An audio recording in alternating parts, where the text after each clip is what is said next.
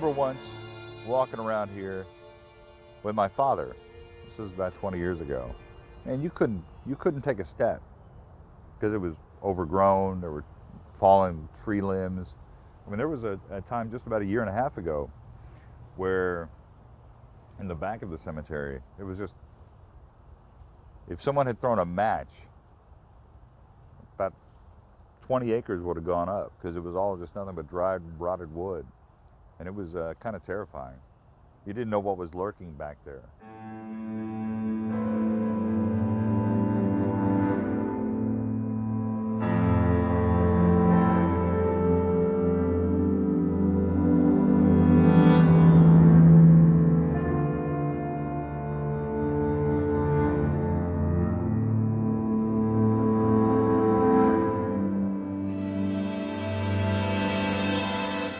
This was definitely a forgotten place, and there are a lot of forgotten people that I think even family members, may not know the full history on. So this is definitely, and forgotten in terms of just the neglect and the lack of care and just the shape that this place is in.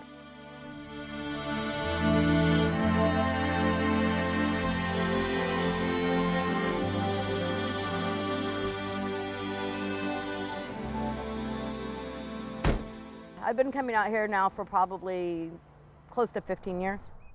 The first time I came out here, I was just incredibly saddened and disappointed. I came out looking for a family member, and having gone to so many other of the big cemeteries around Dallas that are so well maintained, and I mean, they're just, you can just walk through easily, there's no problem. Then you come out here and everything was overgrown. There was broken down equipment everywhere.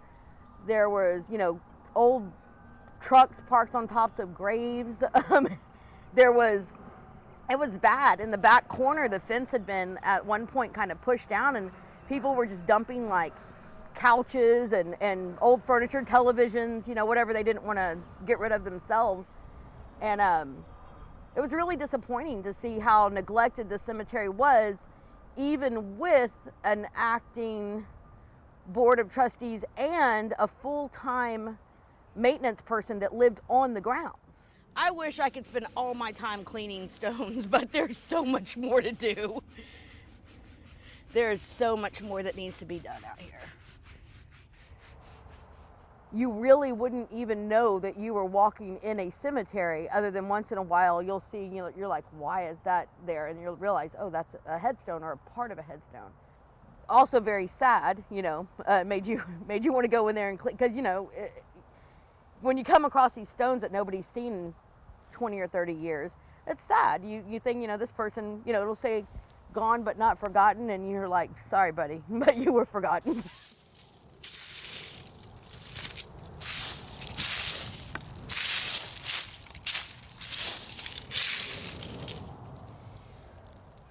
It was a hot mess, if you will, okay? But that is what I think is, unfortunately, an honest answer. To me, walking through anything 50 plus acres smack dab in the middle of South Dallas, am I supposed to be shocked that we have overgrown weeds? Am I supposed to be outraged that the city hasn't done something about this and that and this? It's hard because it's all in perspective. The problem is it's South Dallas, so it never changes. It just sort of, the problem with it is that there is very little change. So, and that's not the neighborhood's fault, it's the city's fault.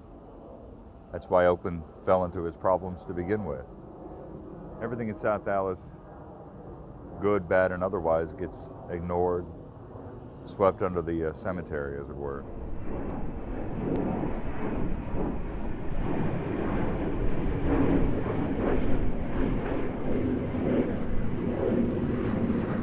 It kind of feels like even though you're in the middle of the city, you're not really in the middle of the city. Like once you're on this property, you kind of feel like you're just in the middle of your own little world.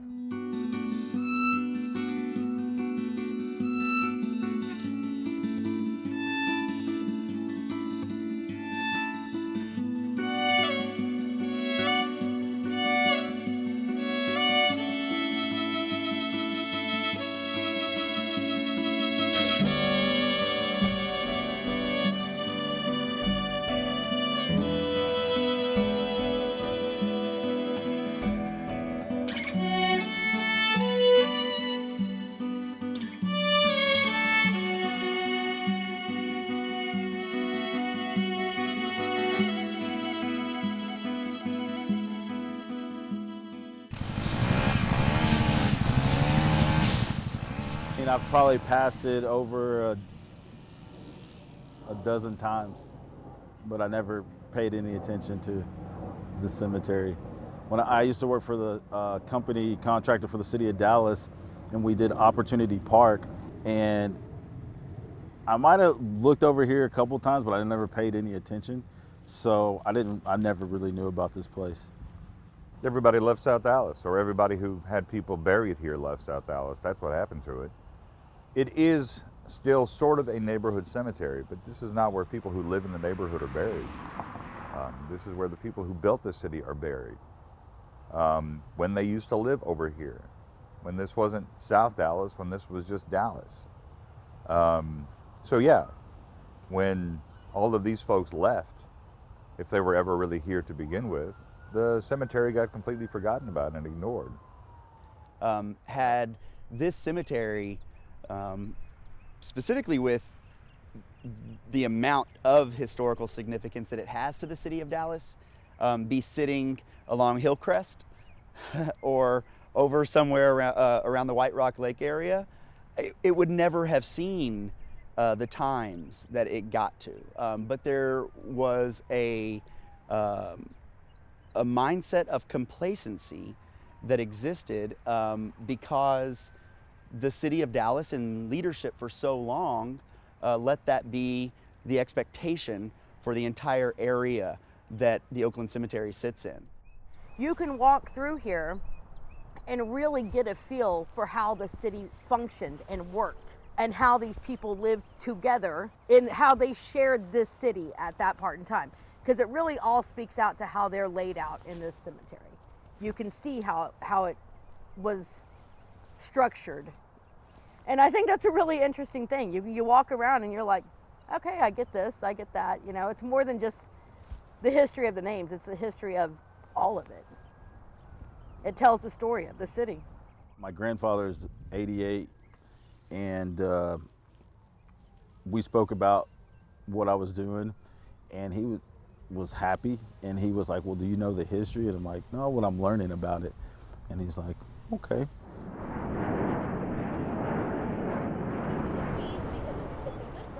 I think that what's going on out here is we finally have a new board that is accountable and holding themselves accountable for the condition of the cemetery, which is something that the cemetery has been lacking for a very long time.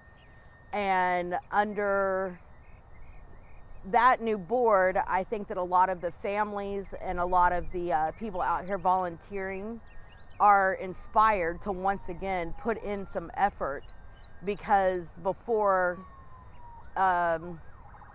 it kind of felt pointless to put in effort when you knew that that effort wasn't being matched by the people that were actually in charge out here. I said yes, I would get involved, really thinking, how difficult could it be? It's a cemetery. Well, it's 60 acres, it's 36,000 people. It really kind of, from a governance and the way it was structured and set up, there were a lot of things that were not in good shape. Negligence. You know, it's gross negligence. They smell pretty badly still, even though we've cleaned them. They're in varying degrees of degradation. They smelled terrible. Because they smelled so bad, they were relegated to garages. They were not even in filing cabinets. They were in open boxes, and the file drawers from the gatehouse had been removed, and they were just sitting stacked up on the floor of a garage. We may never have seen them. They may have disappeared from sight, which would be such a tremendous loss for the city. If I was at 36,000 families' records, I couldn't sleep at night. I would get this to the fireproof vault immediately, you know? And so I don't, you know, to say gross negligence, it's almost ignorance. I can't even think how you can sleep at night knowing that you have got, you know, records that you've got I mean, it's no right having, and so much. I'm really baffled. I mean, it's beyond what I can clearly articulate here, you know. I can't even imagine. It makes me feel heartsick You know, and of course I kind of jealously guard these records because, you know, they were so close to lost. I mean, they're like my kids, you know, I love them and they're so important. We really wanted to figure out what that process would look like to prevent it from coming in the hands of the city. And so it's actually funny to think that the solution in my eyes was actually to do everything that I could to make sure that we didn't acquire it, because I wanted to see something positive and something to grow from and something to be excited of with this. And I didn't want it to just be something that was viewed as a maintenance project that we just have to mow a certain amount of times a year to keep from acquiring code violations, essentially. I wanted to see it show its significant value and its historic significance to the city of Dallas. There's a few of us that are funding this project, and so, you know, as we move forward and as we have funds, you better believe they're going to be taken care of, and there's going to be, you know, accountability and fiduciary oversight and checks and balances and all the things that were lacking before. Even when it was really, really overgrown, there was something very kind of mysterious and beautiful about it. Even in that condition, there was something really beautiful about, you know, the cemetery. This place is alive. It is green even in fall as we sit here and talk. There are people here, there are visitors, there are volunteers. We're here paying homage to those who came before us. It's a living history. They may be dead beneath us, but life goes on around them. It's weird. I haven't stood in one place in Oakland Cemetery in a long time. I just walk around it and take it in, but just standing here, it's like, this is really, I wish people who lived in the city came here and just stood and listened and watched and smelled and felt. Kind of how magical and amazing this place is.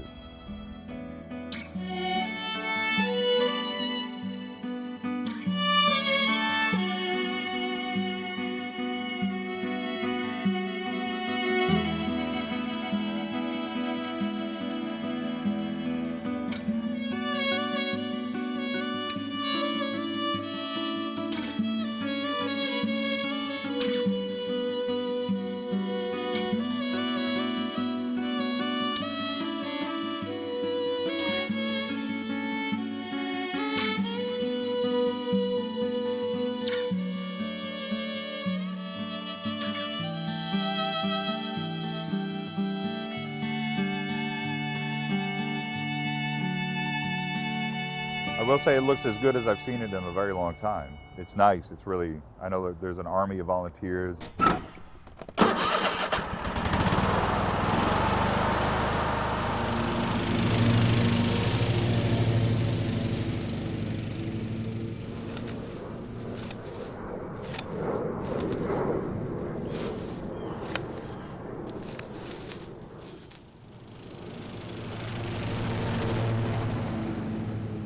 We're out here working so much, they'll reach out to me and I'm like, y'all are still doing stuff? You know, I mean, I am extremely impressed with the commitment that occurs here. You want to come in from that angle or back I here? want to raise this here. It's actually really inspiring. It's really, really inspiring. I got it up underneath there. Now what? You're good. Okay. So it's something to me that just says community. A lot of it is not people that live right on the outside of the gate, you know, but it's people that care enough to want to make a difference because of the impact that it has on the people that live right outside of the gate. And that's community. You're almost there. Okay. This side needs to come back. Which side? This side. There right we go. Right there. Back where he belongs. Uh-huh. For another 50 years.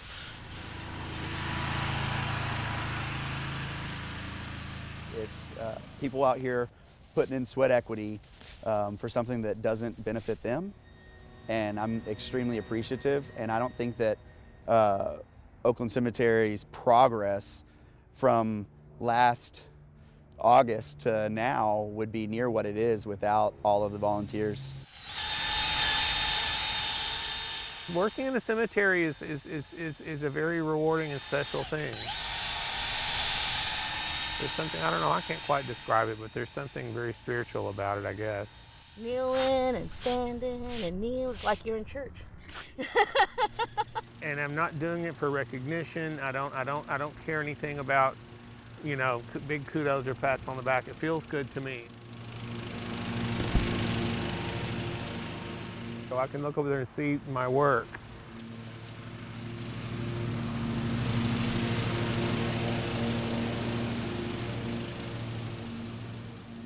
When it all comes down to it and they're in the ground, they're just a stone with a name.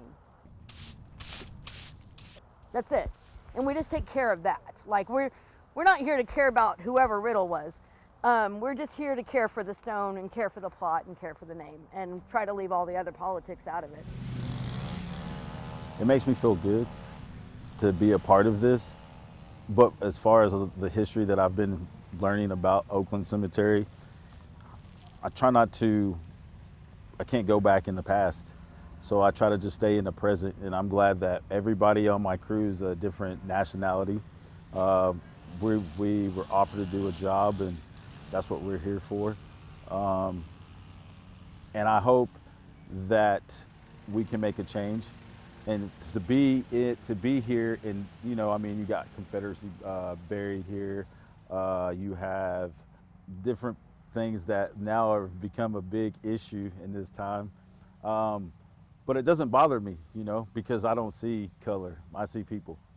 I try very hard not to judge people that were alive 100 years ago based on today's standards of what we find acceptable and not acceptable.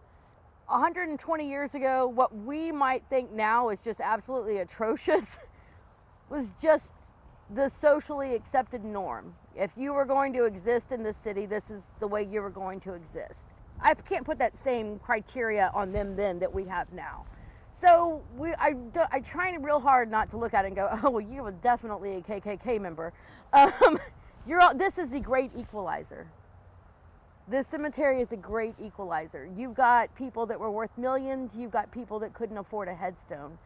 It's so Dallas. It's so Dallas. I do believe that there is some irony there for sure. I also think there's a little bit of poetic justice to see that it is something now that can be an asset to that community.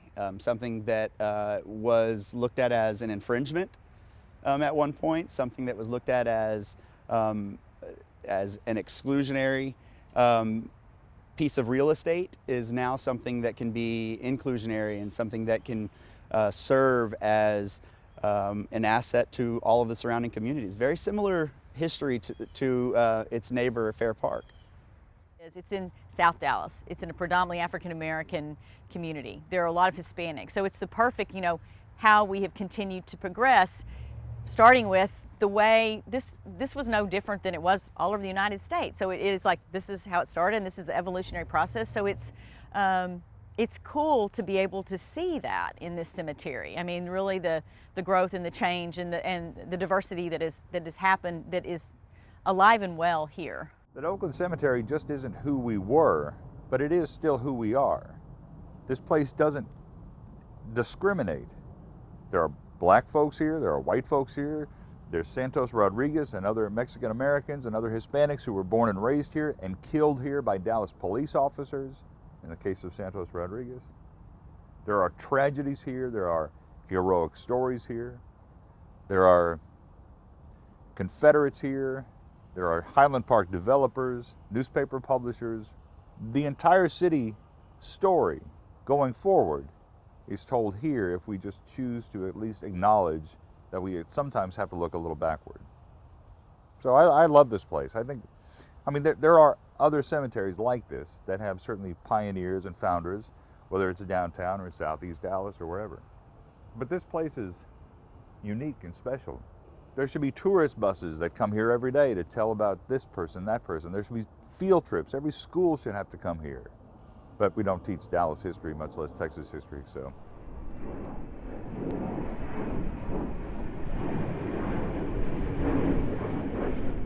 We have opportunity, like I said, for field trips with DISD. You know, I think that's something that could be done on a regular basis to see foot traffic through here, maybe generate some revenue. I think that we have an opportunity to even have tours be done out here. There is the Oakland Cemetery that exists in Atlanta, and they have quite a similar history that we have, and they have tours there. They also, just about the entire month of October, program it for Halloween. We have an opportunity to program it for Halloween, Dia de los Muertos. We can use this as an asset and show really what it is. Thank you everybody for being here. This is such a beautiful landmark in the city of Dallas. It is our oldest cemetery, and it's nice to see so much support and care. So without further ado, let me get the show started. Happy to share this story, as I feel we should all honor our lost loved ones. I knew my fallen angel was alive and asking me for hope. I knew where she belonged, and it was in the heart of Babyland. I still look for signs of him in the wind and animals. If I see a happy butterfly with like dark coloring, I think, is that you? It's a beautiful day. It's time to leave somebody.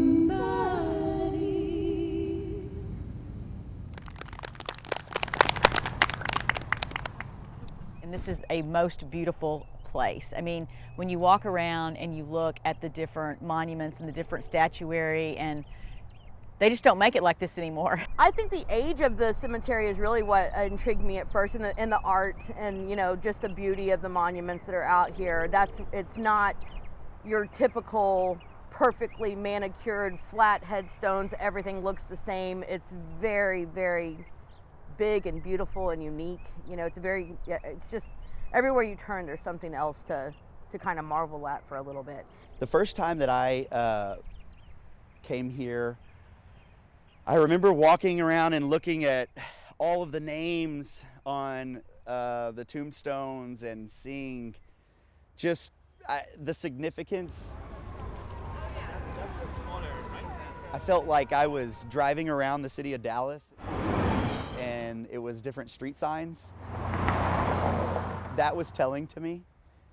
The architectural integrity of a lot of the pieces that exist out here just speaks volumes to the age. So then we'll take a picture of it and then add it to the Find a Grave monument so family can actually. My family was like, don't go out there, it's dangerous, it's terrible, you don't want to go to that cemetery. And then once I started coming out here, I couldn't stop. You know, it was just all the time we were out here. So we would mow and weed eat around my family and take care of my family, and then walk around and just spend hours just walking around looking at, you know, all the other stones and monuments and everything that's out here. What was cool in walking around here is to say that there's a little piece of pride, I think, that everybody, or pieces of every part of the city has, that exists right here in South Dallas. If someone were to spend as much time here as they could, looking up every name, every connection to the city, every connection to each other, they would have a pretty good understanding very quickly of how the city came together, how it often fell apart, and how it needed to do better all the time. When I walk through this place, I see it as being one of the most magical places in the city of Dallas, for the vast amount of history that is here and the beautiful part of nature that is here, which together are something that every citizen in Dallas should get excited about.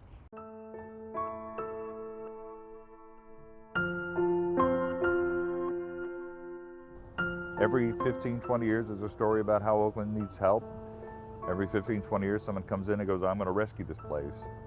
And every 15, 20 years somebody goes, what happened to the person that was going to rescue that place?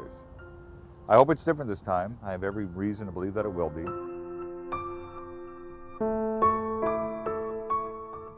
it is a long-term goal, but I do think that the amount of interest that has come in such a short time with the buzz that has been created around Oakland Cemetery, that the fundraising will happen, and that those innovative ideas will also start to roll out as well.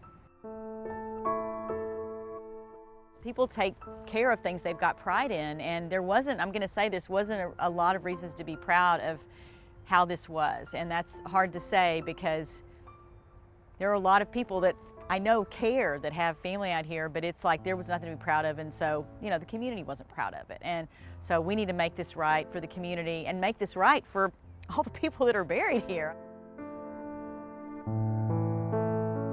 I hope that the way things change with the new board, that they can put into place a program and a system to where this cemetery can truly be able to self-sustain for, you know, ever would be nice, but hundreds and hundreds of years. I worry that as we battle for the future and try to understand our past and grapple with and reconcile our past, places like this are incredibly important, but I also worry that they're going to get lost again because there's only so much philanthropic money that can go around, only so long that a place like this can hold people's attention. That is my biggest fear, that we'll talk a good game about saving Oakland Cemetery. We're going to rescue this place. And it'll happen for a while, and then other people will get distracted, and, you know, life gets in the way of tending to death.